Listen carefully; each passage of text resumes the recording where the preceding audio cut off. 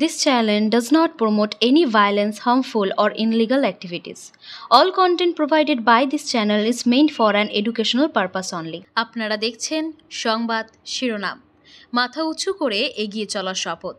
সকলকে স্বাগত সংবাদ শিরোনামের পর্দায়। সঙ্গে আমি আছি শ্রেয়া।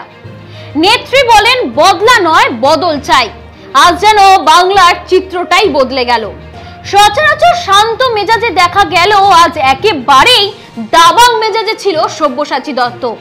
ফুল বদল করতে করতে আজ মুড বদল হলো নাকি সব্যসাচী দত্তের? চাকরি প্রার্থীদের বিক্ষোভের মুখে পড়ে সংবাদ মাধ্যমের উপরেও হাত তুলতে ছাড়লো না তার অনুগামীরা। মে মাসের তীব্র গরমে তাপমাত্রার পারদ চড়ছে বাংলা জুড়ে। তাই থেকে কি মাথা গরম হয়ে অন্য মেজাজে দেখা গেল সব্যসাচীকে? প্রথম পর্যায়ে দেখা যায় সব্যসাচীর বেশ নমনীয় ছিলেন। তার গাড়ির সামনে শুয়ে পড়েছিলেন চাকরি প্রার্থীরা।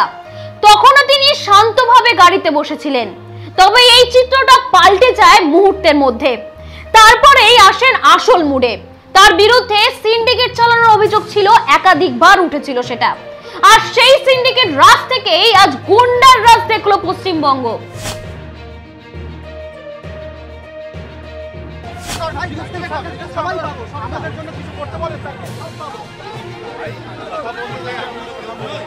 ওটা আমি কি করবো? আপনারা চেষ্টা করলে অবশ্যই নিশ্চয়ই করবো।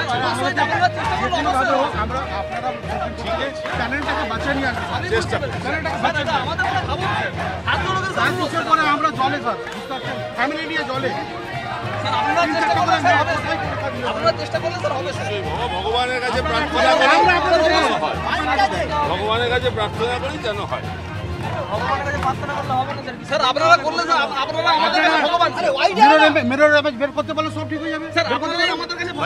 বিকাশ ভবনের স্টাফ নই, বিকাশ ভবনের আমি স্টাফ নই।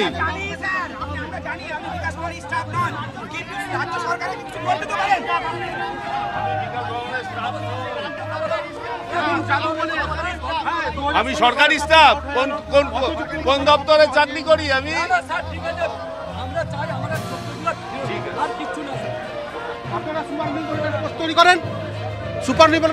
আজ বিকাশ ভবনের সামনে চাকরি প্রার্থীদের বিক্ষোভ অভিযান ছিল। সেখানে ব্যক্তিগত কাজে এসেছিলেন সব্যসাচী দত্ত। তার গাড়ি দেখতে পেয়েই ঘিরে ধরে চাকরি প্রার্থীরা। সামনে শুয়ে পড়েছিলেন অনেকে। তাকে দেখে চাকরি প্রার্থীরা চোর চোর স্লোগান দেয়। প্রসঙ্গত তৃণমূল কংগ্রেসের একাধিক নেতার বিরুদ্ধে এই চোর চোর স্লোগান উঠেছে বারংবার। পার্থ চ্যাটার্জি থেকে শুরু করে অনুব্রত মণ্ডল সকলেই শিকার হয়েছেন এই স্লোগানের। ব্যতিক্রম গেল না আজও।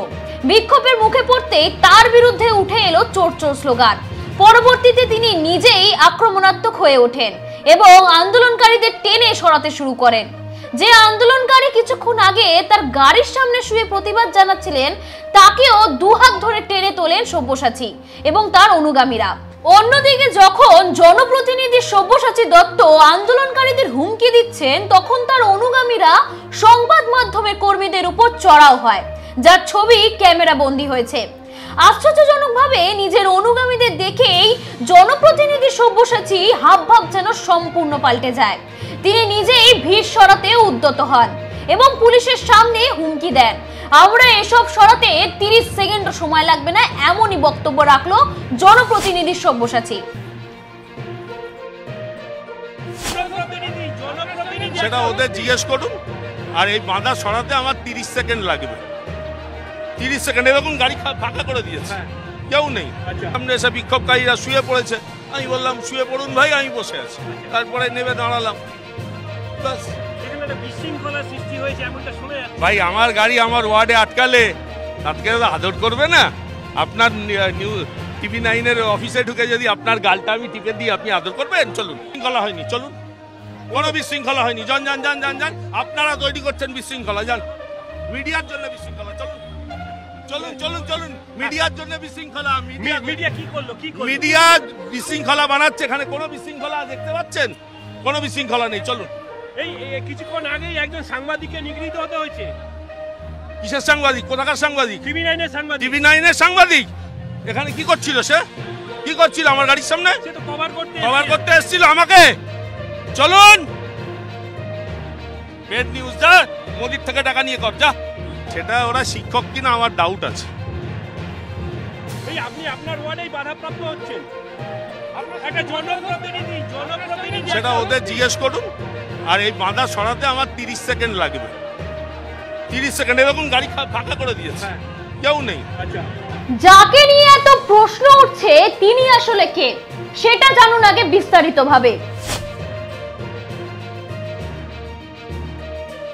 সব্যসাচী দত্ত তার রাজনৈতিক জীবন শুরু করেছিলেন ভারতীয় জাতীয় কংগ্রেসের হাত ধরে।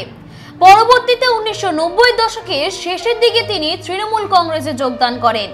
2000 সালে অনুষ্ঠিত পৌরসভা নির্বাচনে তিনি প্রথমবার বিধাননগর পৌরসভায় কাউন্সিলর নির্বাচিত হন। 2005 এবং 2010 সালের পৌরসভা নির্বাচনেও তিনি একই ওয়ার্ড থেকে পুনরায় কাউন্সিলর নির্বাচিত হন। 2011 সালে পশ্চিমবঙ্গ বিধানসভা নির্বাচনে তিনি রাজারহাট নিউ টাউন বিধানসভাকে কেন্দ্র করে তৃণমূল কংগ্রেস বিধায়ক হিসেবে নির্বাচিত হন। 2015 সালে বিধাননগর মিউনিসিপাল কর্পোরেশন গঠিত হওয়ার পর সব্যসাচী দত্ত প্রথম মেয়র হিসেবে নির্বাচিত হন। 2019 সালে দলের উপর মনোমালিন্যের জেরে সব্যসাচী দত্ত ফুল বদল করে বলে ধারণা করা হয়। ভারতীয় জনতা পার্টিতে তিনি যোগদান করেন। দিল্লিতে বিজেপি সভাপতি অমিত শাহের উপস্থিতিতে তিনি বিজেপিতে শামিল হন। তৃণমূল কংগ্রেসের সাথে কিছু বিষয়ে মতবিরোধের জেরে তিনি দল পরিবর্তন করে বলে মনে করা হতো। প্রায় 2 বছর পর অক্টোবরে 2021 সালে সব্যসাচী দত্ত পুনরায় নিজের ঘরে অর্থাৎ তৃণমূল কংগ্রেসে ফিরে আসেন। বিধানসভা নির্বাচনের পর দলের অভ্যন্তরে কিছু সমীকরণে পরিবর্তনের ফলস্বরূপ তিনি আবারও পুরনো দলে যোগ দেন। ফেব্রুয়ারি 2022 সব্যসাচী দত্তকে বিধাননগর মিউনিসিপাল কর্পোরেশনের চেয়ারপারসন হিসেবে নিযুক্ত করা হয়। বর্তমানে তিনি এই দায়িত্ব পালন করছেন এবং পৌর এলাকার প্রশাসনিক কাজকর্মের সাথে তিনি যুক্ত রয়েছেন। বিকাশ ভবনের এই ঘটনা একদিকে যেমন চাকরিহারাদের হতাশা ও ক্ষোভের বহিঃপ্রকাশ ঘটায়, তেমনি অন্যদিকে একজন রাজনৈতিক ব্যক্তিত্বের অপ্রত্যাশিত আচরণ এবং সংবাদ মাধ্যমের কর্মীদের উপর হামলার ঘটনাও উদ্বেগ সৃষ্টি করে। ছেলের মার্কশিটের কিছু গন্ডগোল হয়েছে, সেই ব্যাপারে কথা বলতে যাচ্ছিল। তারপরে দেখলাম এখানে বিক্ষোভ হচ্ছে, সেই বিক্ষোভের জন্য পুলিশ বলল আপনারা দয়া করে ঢুকবেন না, ঢুকিনি। এই যে আন্দোলন হচ্ছে যেটা দেখছেন, সেই আন্দোলনটা নিয়ে কি বলবেন আপনি? দেখুন, এটা কোর্টে বিচারাধীন, কোর্টের উপরে আমরা কেউ নই। রাজ্য সরকার মাননীয় মুখ্যমন্ত্রী কোর্টের কাছে রিভিউ পিটিশনও করেছেন। আশা করি নিশ্চয়ই ওনার মানবিকতার সঙ্গে ব্যাপারটা দেখবেন। দেখুন, সে যদি ওরা ভাবে কাউকে বললে হবে, বলুক, কিচ্ছু নাই। ওদের সমবেদনা জানাই, ওরাও আমার বাড়ির ভাই, নিশ্চয়ই ওদের সমবেদনা জানায়। কে যোগ্য কে অযোগ্য এটা তো মহামান্য সুপ্রিম কোর্ট বিচার করবে, এটা আমি বিচার করব না। রাজ্য সরকার রিভিউ পিটিশনও দিয়েছে।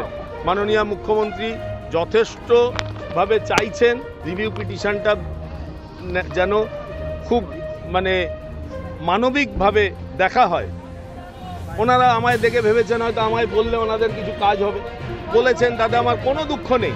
কিন্তু রাস্তাটা বন্ধ করে দিয়ে এখানে পেশেন্ট যেতে পারছে না, এগুলো কি? আর তাদের চাকরি হারিয়েছে, আমরা তাদের সঙ্গে সহমর্মিতা। তার জন্য এটা নয় যে তারা অন্য সব মানুষকে 10.5 কোটি মানুষকে ডিস্টার্ব করে দেবে। আজকে যখন ঘেরাও অভিযান চলছে, ঠিক সেই মুহূর্তে আপনি এলেন। কিন্তু একটা রোড কিভাবে ব্লক করে শুয়ে পড়বেন, আপনার পোস্ট এখানে ছিল, সেই জায়গা থেকে তারা কিন্তু ক্ষোভে উঠতে পারে, কি বলবেন? ক্ষোভ যেমনি চার পায়া তার তেমনি মুগুর। এখন একটাও লোক নেই, দেখুন দেখুন, একটা লোককেও আপনারা টেনে এনেও মিডিয়া সরাতে পারবেন না। দাদা এই রক্ত বেরোচ্ছে আপনাদের লোকজনদের আঘাতে। ভালো হয়েছে, বেশ হয়েছে, খুব ভালো হয়েছে। আপনার বেরোয়নি তো, তাহলে যাবেন। ভালো হয়েছে, বেশ করেছি। পেশেন্ট আটকে গেছিল, কি করবেন? পেশেন্ট আটকে গেছিল, আপনি কি করেছেন? পেশেন্ট আটকে গেছিল, আপনি কি করেছেন? পেশেন্টকে আপনি রিলিজ করিয়েছেন, পেশেন্টকে আপনি রিলিজ করিয়েছেন। আপনারা চান পেশেন্ট মরে যাক, তারপরে ওটা নিয়ে আপনারা ইয়ে করছেন। এই ঘটনার পর প্রশ্ন উঠছে সব্যসাচী দত্তের উপর। একজন জনপ্রতিনিধি, তার পাশাপাশি বিধাননগর কর্পোরেশনের চেয়ারপারসন, যার দায়িত্ব জনগণের পাশে থেকে তার রক্ষা করা, তিনি আজ সেই জনগণের প্রতি আক্রমণাত্মক রূপ ধারণ করলেন। যোগ্য চাকরিহারা শিক্ষকদের প্রতি তারা এমন ব্যবহার কি আগামী দিনে দলের উপর প্রভাব ফেলতে পারে, নাকি তার বিরুদ্ধে দল কোনো পদক্ষেপ নেবে? এখন সেটাই দেখার বিষয়। আরো আপডেট পেতে চোখ রাখুন সংবাদ শিরোনামের পর্দায়। This channel does not promote any violence, harmful, or illegal activities. All content provided by this channel is meant for an educational purpose only. আপনারা দেখছেন সংবাদ শিরোনাম। মাথা উঁচু করে এগিয়ে চলার শপথ।